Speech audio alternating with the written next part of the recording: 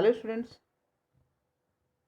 now I'm going to continue the chapters bees in my backyard. Okay, so in my first video, uh, हमने देखा कि जो bees है वो उसके बैकयार्ड में यहाँ पे नरेटर है जो डिस्क्राइब कर रहा है कि जो एक वर्चुअल सेंचुरी में जो बीज है वो किस तरीके से क्रिएट की जा रही हैं, किस तरीके से उनका जो है ना उनको पाला जा रहा है, उनको रेज किया जा रहा है. So let's continue the next part of this chapter. Okay, I like the sound that insect wings make. तो राइटर कहते हैं कि मुझे जो इंसेक्ट होते हैं उनके विंग्स का साउंड बहुत पसंद आता है. It is Kameng hypnotic sound that is largely drawn by the roar and hum of the city. तो कहते हैं कि ये साउंड कहीं बेटर लगता है हमें किससे, सिटी में जो तमाम ऐसे रोरिंग साउंड होते हैं जैसे गाड़ियों के और तमाम ऐसी चीज़ें. One Sunday while sitting in the garden I heard the buzz of बीज. तो वो कहते हैं कि एक संडे मैं गार्डन में बैठा हुआ था और तभी मैंने एक बीज का जो है ना हमिंग, हाँ जो बीज है उसका हमिंग सुना. It is the sound of bees buzzing, and followed several individuals Apis mellifera as they went about their chorus. तो देखिए मैंने वो साउंड क्यों सुना, क्योंकि वो बहुत सारे जो एपिस मेलिफेरा थे. एपिस मेलिफेरा मीन्स होता है द ग्रुप ऑफ बीज जो अपने एक सभी साथ यानी चोरस करते हुए, जिसको कहते हैं कि ग्रुप सिंगिंग होती है, उसमें सभी जा रहे थे. They were sisters stocking food for the hives. अच्छा, वो सभी फीमेल थी और वो क्या कर रही थी, हाइव्स को इकट्ठा कर हाइव की तरफ जा रही थी अपना फूड इकट्ठा करके.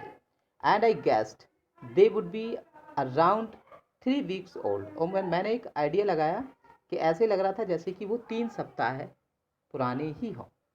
Okay, they sucked honey using their proboscis. तो वो अपने जो उसका उनका जो सूंड होता है, प्रोविसिस सूंड होता है, वो उससे जो हनी है उसमें सक कर लेती हैं. But they also manage to collect pollen that they would transport back to the hive. और इसके बाद वो सारा रस जो है ना कलेक्ट करके वापस अपने हाइव की तरफ जाती हैं और उसमें छोड़ देती हैं, जिसको ब्रिस्टली बास्केट बोला गया है. ऑन देयर हाइंड लेग्स, जो लगभग पीछे के जो उनके लेग्स होते हैं उसमें उसकी सहायता से ले जाती हैं. Watching the bees I wished our own society was half as organise as theirs. तो बीज को देख करके मेरी इच्छा थी कि काश हमारा जो सोसाइटी है वो भी अगर बीज की तरह एक संगठित, एक एसोसिएटेड होना अगर सीख जाए तो वी वुड कंज्यूम लेस, क्योंकि हम लोग कम खाएं, वेस्ट लेस कम वेस्ट करें, and live much healthier life, और अपनी जो लाइफ है उसको हम ज़्यादा हेल्थियर बनाएं.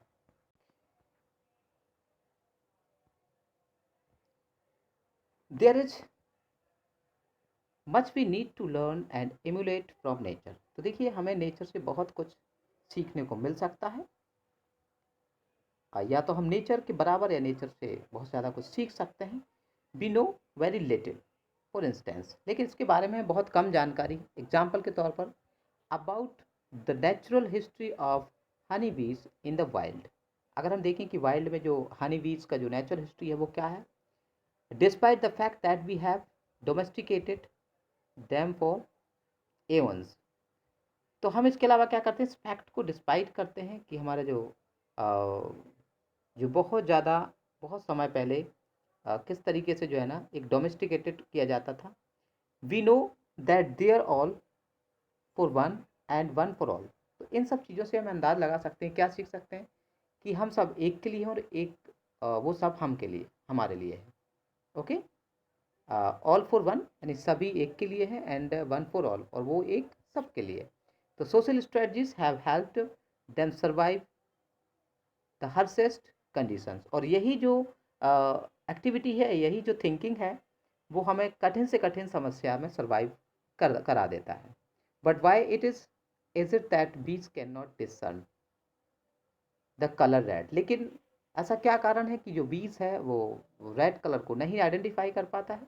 तो why is it that worker bees continue to work for the welfare of the colony? तो क्यों ऐसा होता है कि जो बीज एज अ वर्कर पूरे कॉलोनी पूरे उसके समाज के लिए जो है ना क्या करते हैं, वेलफेयर के लिए वर्क करते हैं, फीडिंग द लार्वास, और अपने लार्वा को फीड करवाते हैं, though they will never be able to reproduce young, क्योंकि वो रिप्रोड्यूस नहीं कर पाते हैं young. So how did bees learn to communicate? और बीज कैसे कम्युनिकेट करते हैं? Will each other using the medium of dance, मतलब इस तरीके का मीडियम यूज करके। So why do drones stingless and born from unfertilised egg? तो क्यों नहीं ये लोग बॉन्स जो एग्स होते हैं die after the mating once with the queen? और ऐसा क्यों होता है कि ड्रोन्स जो है ना बहुत ही जल्दी ख़त्म हो जाते हैं किसी क्वीन या उससे इंट्रैक्शन होने के बाद? And how do bee how do bees know? और बीज को कैसे पता चलता है? What to do collectively to raise और lower the temperature in their bees? और वो कैसे सीखते हैं कि हमें जो हमारा हाइव है उसका टेम्परेचर हमें कैसे कब लो कब हाई रखना है? And so many question, so much to know. बहुत सारे क्वेश्चन हैं जिसको जानना है एट सो लिटिल टाइम, इस छोटे से टाइम में।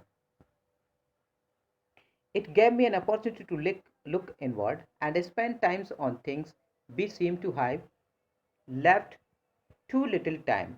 तो देखिए कहते हैं कि इसने मुझे एक अपॉर्चुनिटी दी कि किसी भी चीज़ को अंदर से या समझा जाए, उस पर थोड़ा सा टाइम वेस्ट खर्च करके। And the sweetness of water, जैसे कि वाटर का sweetness, the softness of the breeze, हवा की softness, and the sound of bird singing का sounds, and the freedom of freshness of new flowers, and the hum of busy busy bees। तो देखिए जो busy बीज है और तमाम ऐसे जो फ्लावर्स की फ्रेशनेस है अ, और बर्ड्स की सिंगिंग है, वो तमाम ऐसे क्वेश्चंस हैं जिसको एक छोटे से समय में जाना जा सकता है, जिस तरीके से नरेटर ने यहाँ डिस्क्राइब किया है। ओके, तो देखिए यहाँ पे बिट्टू सहगल यहाँ पर नरेटर्स हैं। तो इन्होंने बहुत ही शानदार तरीके से नेचर का जो वर्णन किया है। Bittu Sehgal an environment activist, is is founding editor of sanctuary Asia. तो हालांकि ये इन्वायरनमेंट एक्टिविस्ट हैं और जिन्होंने एक सेंचुरी ऑफ एशिया के बारे में उन्होंने लिखा है, India is a premier wildlife and ecology magazine. क्योंकि इंडिया का एक जिसको कहते हैं कि बहुत पुराना एक वाइल्ड लाइफ है, and he is a member of the national board of wildlife. तो वाकई ये एक national board of wildlife के मेंबर भी हैं। तो he is also at the forefront of the battle of protect India from the worst impact of climate change. और ये इन्होंने आवाज़ भी उठाई है कि इंडिया को इस तरीके के क्लाइमेट चेंज से क्या इम्पैक्ट पड़ सकता है और उसके लिए रिकवरी के लिए क्या किया जाना चाहिए। ओके, तो ये था आपका चैप्टर का सेकेंड पार्ट, बीज इन माई बैकयार्ड। तो I hope all the students have understood easily. Thank you.